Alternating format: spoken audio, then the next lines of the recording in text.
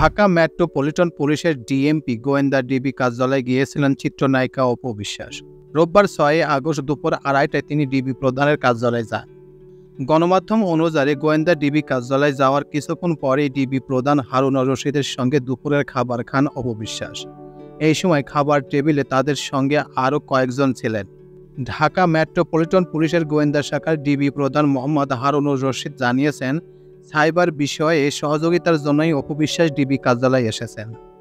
এছাড়াও গতকাল অর্থাৎ অপু বিশ্বাস শনিবার ৫ আগস্ট রাত ৮টা ৩০ দিকে গোপনে থানায় যান অপু। সেখানে প্রায় ৩০ মিনিট অতিবাহিত করে ৯টার দিকে বেরিয়ে যান। জনপ্রিয় এই চিত্রনায়িকা থানায় যাওয়ার জন্য তৈরি হয়েছে জল্পনা কল্পনা। তো হ্যাঁ ভিউয়ার্স, আসলে তিনি কি কারণে একদিন গেলেন থানায় আর একদিন গেলেন ডিবি কার্যালয়? হ্যাঁ ভিউয়ার্স, সেই বিষয়ের উপর চমকপ্রদ কিছু তথ্য এখন আপনাদের সামনে শেয়ার করব। তো চলুন মূল প্রতিবেদনে চলে যাওয়া যাক।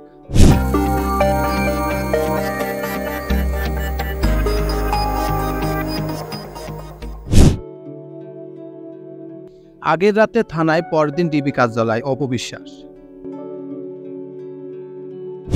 আগের দিন রাতে নারায়ণগঞ্জের ফতুল্লা থানায় গিয়েছিলেন ঢালিউড তারকা অপু বিশ্বাস। সেখানে তিনি ৩০ মিনিট ছিলেন। এরপর বসুন্ধরার বাসায় ফেরেন। পরদিন দুপুরে অপু বিশ্বাস যান ঢাকা মহানগর গোয়েন্দা কার্যালয়। আগের দিন থানায় এবং পরদিন ডিবি কার্যালয়ে যাওয়ার বিষয়টি রহস্য দানা বেঁধেছে। তবে অপু বিশ্বাস জানালেন, থানার বিষয়টি ছিল সৌজন্য সাক্ষাৎ। এদিকে অপুর ঘনিষ্ঠজনদের কাছ থেকে জানা গেছে, সামাজিক যোগাযোগ মাধ্যমে জটিলতা নিয়েই আইনি সহায়তা চাইতে থানা ও ডিবি কার্যালয়ে গেছেন তিনি। খোঁজ নিয়ে জানা গেছে, গতকাল শনিবার রাত ৮:৩০টার দিকে ফতুল্লা থানায় যান অপু বিশ্বাস। এ সময় তার সঙ্গে আরও দুজন ছিলেন। এ সময় থানার ভারপ্রাপ্ত কর্মকর্তা নূরে আজম মিয়ার সঙ্গে আলাপচারিতা শেষে ফিরে আসেন। গণমাধ্যমকে অপু বিশ্বাস বলেন, যেহেতু আমার লাল শাড়ি সিনেমাটি নারায়ণগঞ্জে চলছে, সেহেতু ফতুল্লা থানায় একটু গিয়েছিলাম। এটা সৌজন্য সাক্ষাৎই বটে। লাল শাড়ি সিনেমাটি কেমন চলছে জানতে চাইলে অপু বিশ্বাস বলেন, আমি তো সবার মতো বলতে পারি না ফাটাই চলছে আমার ছবি, তবে গড়পড়তা ভালো চলছে, এটাই আমার কাছে যথেষ্ট। এই ছবিতে অপুর বিপরীতে অভিনয় করেছেন সাইমন সাদেক। ডিবি কার্যালয়ে যাওয়া নিয়ে আনুষ্ঠানিকতা কিছুই বলেননি অপু বিশ্বাস। তবে অপুর ঘনিষ্ঠ সূত্রটি জানিয়েছেন যে, সামাজিক যোগাযোগ মাধ্যমে নেতিবাচক, মিথ্যা, বিভ্রান্তিমূলক তথ্য প্রচারের অভিযোগে নিয়েই ডিবি কার্যালয়ে গিয়েছিলেন অপু বিশ্বাস।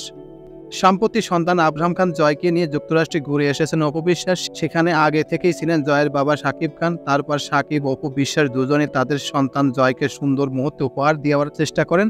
শাকিব খানের সঙ্গে ২০১৭ সালের নভেম্বরে অপু বিশ্বাসের সংসার জীবন ইতি ঘটে। আইনজীবীর মাধ্যমে তাদের বিচ্ছেদ ঘটে। তো এই ছিল মোটামুটি আমাদের আজকের প্রতিবেদন। উপরোক্ত প্রতিবেদন থেকে আমরা একটা জিনিসই বুঝলাম যে, অপু বিশ্বাস গতকালে গেছিল নারায়ণগঞ্জের ফতুল্লা থানায়। সেখানে গেছিল সৌজন্য সাক্ষাতের কারণে। কারণ ওখানকার যে ওসি, তার সাথে যখন ওই ওসি ঢাকায় ছিল তখন তাদের মধ্যে একটা ভাইয়ের সম্পর্ক ছিল, এই কারণে গেছিল। এছাড়াও লাল শাড়ি সিনেমা ওখানে চলছে, সেই জন্য ওখানে থানায় যায় একটা কথাবার্তা কিছু বলে সৌজন্য সাক্ষাৎ করেছে। আর আজকে গিয়েছিল ডিবি কার্যালয়ে, সেখানে গেছে তার ফেসবুক এবং বিভিন্ন সোশ্যাল মিডিয়ায় তাকে নিয়ে বিভ্রান্তিকর তথ্য ছড়াইছে।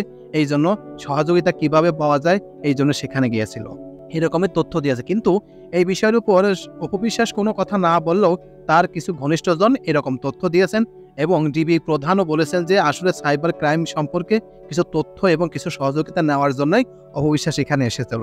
কিন্তু যখন তিনি এসেছেন তখন ২:৩০ বাজে, সেই জন্য ডিবি প্রধানের সাথে দুপুরে লাঞ্চ সারেন ডিবি প্রধানের বাসায়।